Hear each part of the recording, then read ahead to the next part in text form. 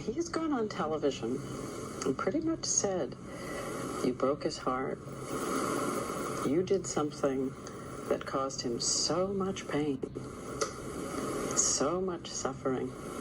What did you do? I was upset. I was upset for a while. I think we're both really young, and it was kind of waiting to happen.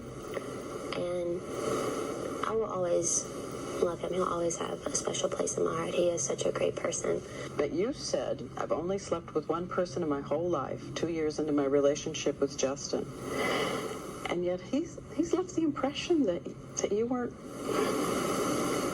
faithful, that you betrayed the relationship. I think everyone has a side to their story, and to make them feel a certain way, make them feel, and I'm not technically saying he's wrong, but I'm not technically saying he's right either.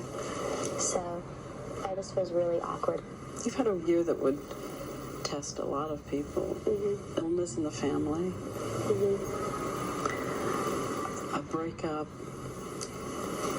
This spasm of publicity about what happened from Mexico to London. It was pretty rough. Yeah. Yeah, it's kind of weird. Weird. Hello.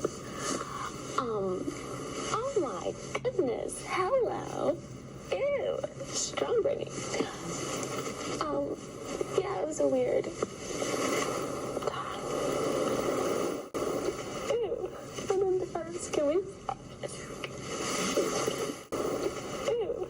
I'm in the first. Can we? Has always seemed very young to me anyway, but there she was a baby. She was just, a little girl.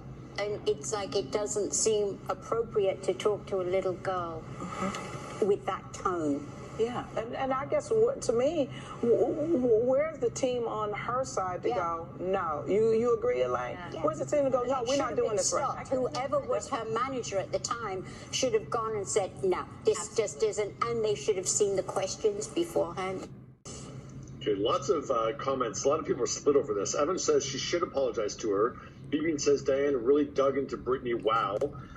Jeff says that's very shameful. She should have apologized to Britney. That was cringeworthy. Shame on you, Diane Sawyer. Nelson says perfectly okay.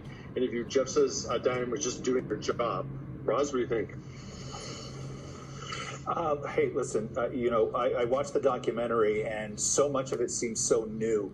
And I had forgot so much of how Britney was treated. And I think that the reason I forgot it was because it was just so normal at the time. And it just didn't stick in my head because it was just everyone. And I don't know the circumstances of that interview. The one thing that I do know is that Britney forever has had people around her that she shouldn't have had around her. And so that interview may have been set up by her people to be exactly what we saw on television.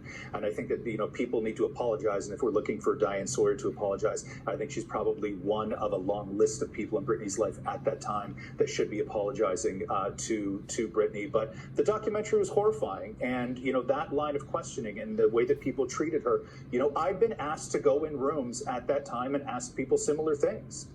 And, I feel awful about it. I really do. And that's how we earned a living at that time, was talking to people about truly awful things. And you would bring it back to the studio and you would get a high five for it. And that was considered a dynamite interview. I'm sure Diane Sawyer's team were elated over that interview. Oh my God, you got her to cry. That was such good television. And you watch it now and you put it all together in that documentary and people were horrific. And the fact that she was so gracious while being low-key attacked over and over and over again is a miracle. Yeah, for the longest time, I've been on a free Britney movement train for sure. And it's been difficult the last few years, just from the outside looking into this situation with Britney and being like, how is this okay? Like, how come no one's saying anything? And then with this documentary, and I agree with you, Roz, it's been normalized. It's almost like journalists and TV hosts and whatnot at the time, they were normalizing